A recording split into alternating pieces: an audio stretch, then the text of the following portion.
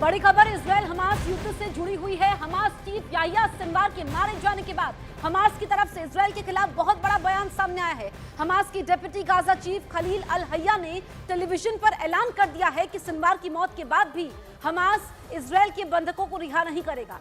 खलील अल हय्या ने दो टूक कहा है कि जब तक गाजा पर इजराइल हमले नहीं रोकता है, हमारे कैदियों को रिहा नहीं करता है, तब तक हमास इजराइल के एक भी बंधक को रिहा नहीं करेगा।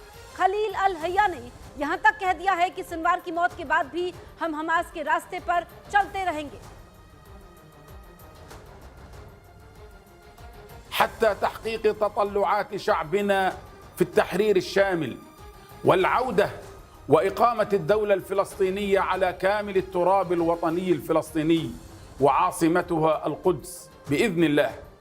وسوف تتحول لعنة على المحتلين الغزاة الطارئين على هذه الأرض. 2 दिन पहले ही इजराइल की सेना ने हमास प्रमुख याह्या सिनवार को मार गिराया था। आईडीएफ ने अब हमले का एक वीडियो भी जारी कर दिया है। बताया ये कि इसी हमले में सिनवार की मौत हुई थी। वीडियो में एक इमारत पर जबरदस्त हमला होते हुए दिखाई दिया। धमाके की वजह पूरी इमारत धराशायी हो गई, पूरा इलाका धुआं हो गया। इससे पहले आईडीएफ ने एक और वीडियो जारी किया था जिसमें सिनवार एक सोफे पर जख्मी हालत में बैठा हुआ दिखा, ड्रोन की तरफ देख रहा था। इस बीच वो एक डंडे की मदद से ड्रोन को गिराने की कोशिश भी करते हुए दिखाई दिया। तो याह्या सिनवार के आखिरी वक्त का वीडियो सामने आया है। रफा में किस तरीके से वो जख्मी हालत में है ये आप देखिए। और आईडीएफ को मालूम नहीं था कि ये याह्या सिनवार है, लेकिन जब डीएनए मैच होता है तो याह्या सिनवार की मौत की पुष्टि होती है। जख्मी हालत में है याह्या सिनवार की। यहाँ पर आप देखिए किस तरीके से मौत होती है और वो चल भी नहीं पा रहा है। ये तस्वीरें आखिरी वक्त की याह्या सिनवार की सामने आई है।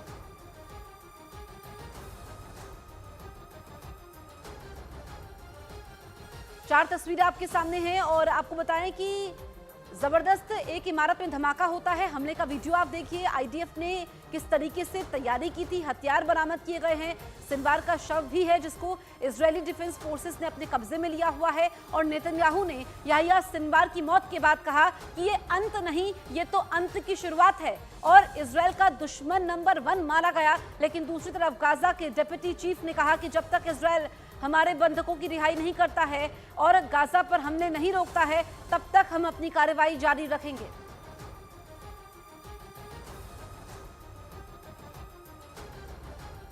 याह्या सिनवार की मौत हमास के लिए बड़े भूकंप का जोरदार झटका है। लेकिन जैसा कि इजराइल के पीएम नेतन्याहू खुद कह रहे हैं कि युद्ध का अंत नहीं है, यानी पिक्चर अभी बाकी है।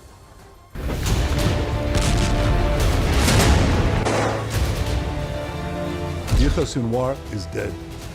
He was killed in Rafah by the brave soldiers of the Israel Defense Forces.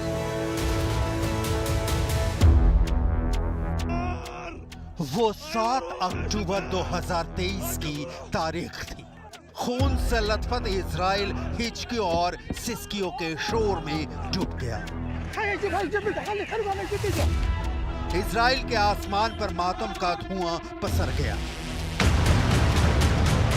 साल भर बदले की आग में जलते इजराइल को तलाश थी गाजा के लादीन की, खान यूनिस के कसाई की, डेड मैन वॉकिंग की, 7 अक्टूबर के हमले के मास्टरमाइंड की, most wanted Hamas chief Yahya Sinwar की।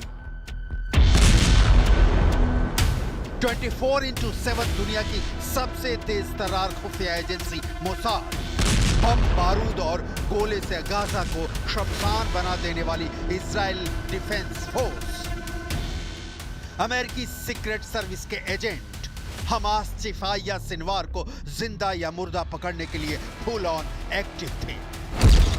दुबई, दोहा, रियाद, काहिरा, अम्मान, मॉस्को, कहां नहीं जाल बिछाया, लेकिन याह्या सिनवार मिला रफा में,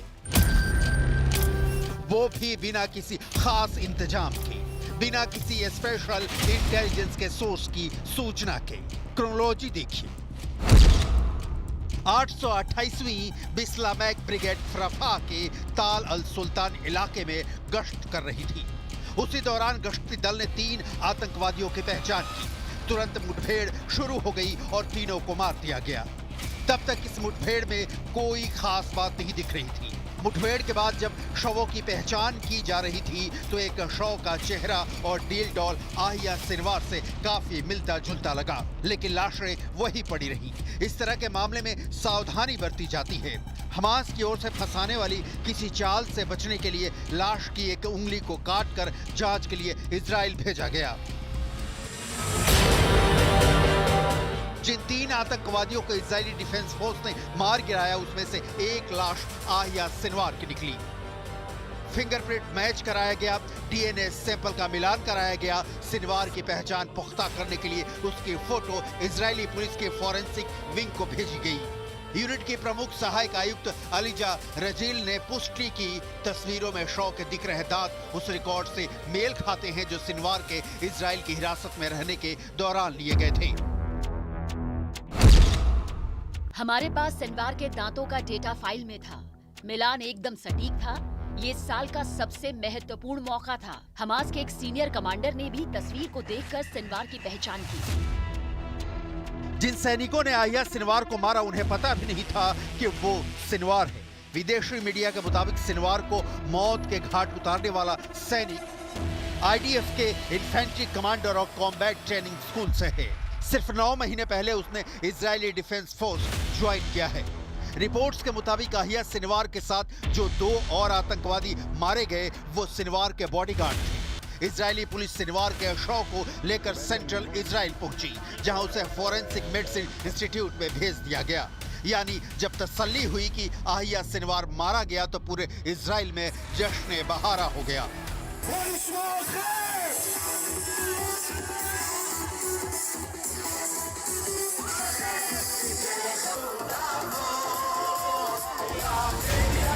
दुनिया भर के टेलीविजन चैनलों पर हमास चीफ याहिया सिनवार की मौत की खबरें प्रसारित होने लगी।